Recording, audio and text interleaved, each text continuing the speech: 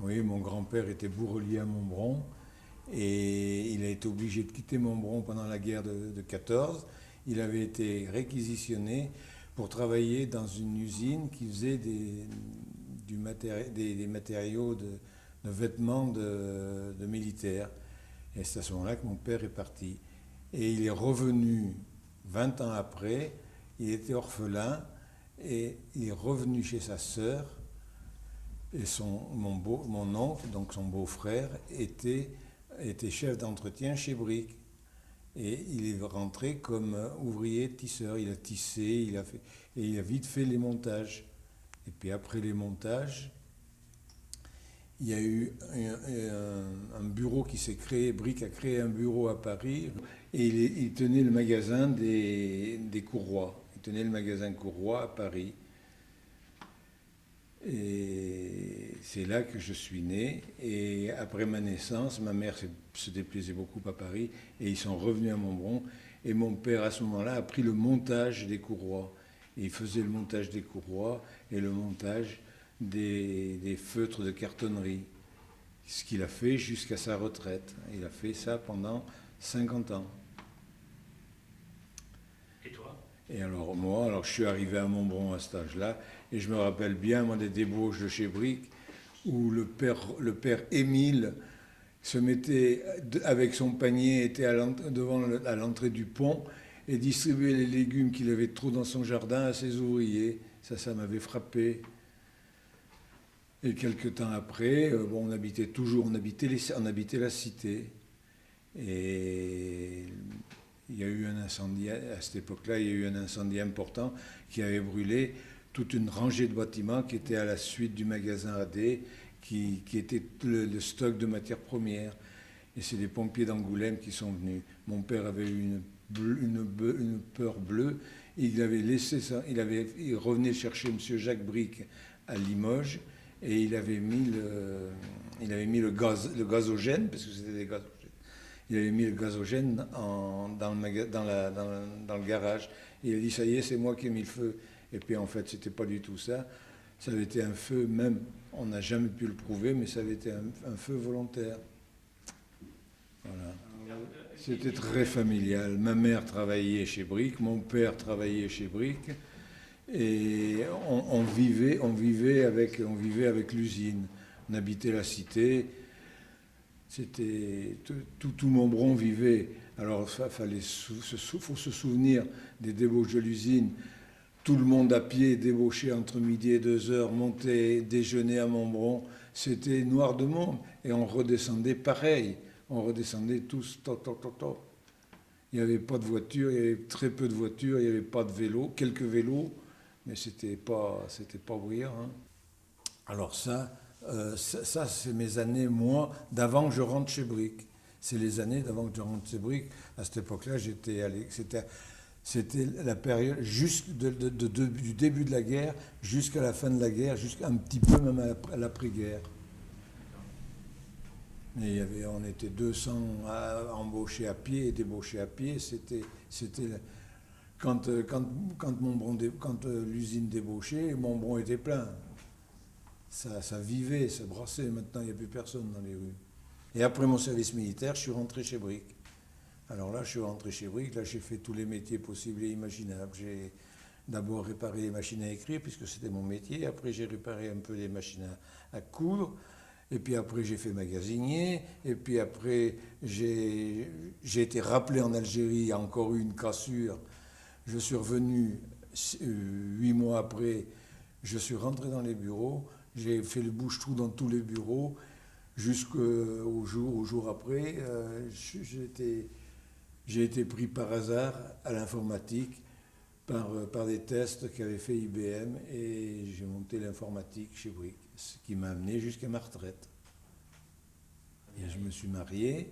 Je me suis marié à cette époque-là, quand je suis rentré à l'informatique, et ma femme, elle est rentrée chez Brick. Et elle a géré la cantine et le centre social jusqu'à sa retraite, elle aussi. 40 ans chez Brick, de 20 ans à 60 ans. Et mon père est rentré chez Brick à 18 ans, il est reparti à 64 ans. Ah, Brick, c'est toute la vie de mes parents et la mienne. Et la vie même de mon grand-père qui était bourrelier et qui travaillait, mon grand-père, le père de mon père, était bourrelier chez Pasquier, là, en haut de l'usine. Et c'est lui qui a dû même faire les premières courroies en cuir qui étaient montées pour faire tourner les métiers à tisser. Quand Brick après a fabriqué des courroies tissus, ça a été fini. Mais au départ, même, il fabriquait des courroies pour Brick. Les courroies, bah, ça servait pour les laminoirs, ça servait pour les... je cherche mes mots, moi. Ça servait pour les usines métallurgiques, pour faire des marteaux pilons. Des courroies servaient à tout. Servaient chez les paysans pour faire tourner les batteuses et tout ça. Ça servait dans la fabrication du charbon, des boulets de charbon. Ça servait dans les scieries. Des courroies de transmission, il y en avait partout. C'était le début. La courroie de transmission s'est perdue avec l'arrivée des moteurs électriques individuels. Ça a été la fin après. Et c'est là qu'ils se sont surtout lancés sur les couvertures. Dans toutes les usines, les tissages, il y avait autant de courroies qu'il y avait de métiers à tisser. L'usine, il y avait chez Brick, il y avait une turbine qui permettait de faire tourner tout le tissage feutre et tout le tissage courroie direct par une seule transmission. Et tout ça, c'était les métiers, chaque métier était alimenté par une courroie. Par mon père, ma mère, mes grands-parents des deux côtés, mes grands-parents du côté de mes grands-parents du côté de ma mère, mes grands-parents du côté de mon père, je suis Montbronais à 100%. Moi. Ah, Montbron, c'est dommage que ça se meure. Je pleure avec la fin de Montbron. Bon, j'ai vécu le meilleur moment de Montbron. J'ai vécu la fête à Montbron quand on était jeune. Il y avait une vie, il y avait le foot, il y avait la musique, il y avait toujours la fête à Montbron. Maintenant, on a l'impression que les gens s'ennuient, il n'y a plus que des vieux. J'ai l'impression qu'il n'y a plus que des vieux. Et on en fait partie maintenant des vieux. Voilà le problème. Et toutes les entreprises se montent dans les grandes villes. Les campagnes se meurent. Les campagnes se meurent. C'est ça. Et ça fait mal.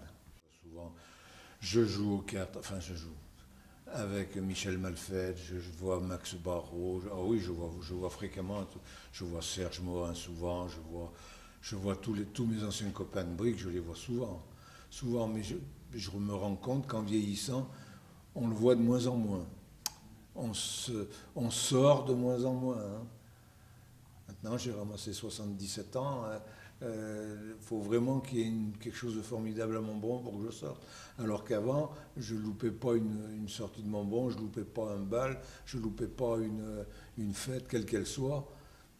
Maintenant, on vieillit. Montbron vieillit avec nous. Brick a apporté la vie à Montbron, et Montbron est en train de mourir malheureusement avec le départ de Brick et ce qu'il en reste. Voilà, c'est ça le problème. Parce que tout s'ensuit, Brick tenait les artisans tenaient les commerçants, et tout s'enchaînait. Maintenant, la coupure est faite, le lien n'existe plus. Ce qui fait qu'autrefois, les ouvriers allaient chez l'épicier du coin. Maintenant, on va dans les grandes surfaces. Ça ne suffit pas, même on va à Angoulême. Les voitures ont tué aussi les petits villages. Il y avait une vie qui était... Et on la vivait, cette vie. On en faisait partie. Là, elle nous dépasse. C'est pas gai ce que je te dis, là. Non, Tu le couperas. Les fêtes avec Brick, c'était... Les fêtes, ah ouais, les fêtes à l'Hôtel de France. À l'Hôtel de France, il y avait des balles. Il y avait des balles. Il y avait l'Hôtel de France. Il y avait 2 balles par an. Il y avait le bal de la fête des tisseurs, et il y avait comment ça s'appelle, les Catherinettes. Ah ouais, ouais. Le bal des Catherinettes, tous les ans. C'était la joie, c'était la joie. Les vieux, les jeunes, tout le monde se retrouvait et tout le monde vivait ensemble, et ça se tenait. Maintenant, les jeunes s'en vont, les vieux restent. Hélas.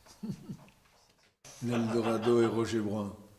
qui était un cousin germain, moi, qui était mon instituteur et qui m'a botté les fesses sonnaises.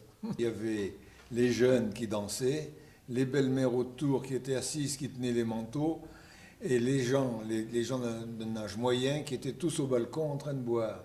Et tout ce beau monde était surveillé par Roger, qui était derrière sa caisse, et qui surveillait tout ce qu'il pouvait y avoir, des éclats de rire, des éclats de gueule, des coups de gueule, et même éventuellement de bagarres, parce qu'il fallait faire attention, ça montait vite. Les jeunes vivaient sur Montbron, il n'y avait pas de voiture, il n'y avait pas de télé, il n'y avait rien. Moi, à cette époque-là, à l'époque de l'Eldorado, j'étais apprenti à Angoulême. Eh bien, j'allais embaucher tous les lundis matins en vélo à Angoulême. Je revenais tous les samedis soirs en vélo pour faire la fête à Montbron. Je faisais la fête le samedi et le dimanche, et le lundi matin, je reprenais le vélo et je revenais chez Angoulême. C'était classique, ça. Et puis tout le monde était pareil. J'avais des tas de copains qui avaient la même chose que moi. Il y en a beaucoup qui travaillaient chez Brick, comme je l'ai fait après. Mais c'était ça au départ. Et l'Eldorado, c'était une des vies de Montbron aussi. C'était nos 18 ans, nos 20 ans. C'était les soirées qui se terminaient à 6 heures du matin. C'était la vie. Oui, c'était ça.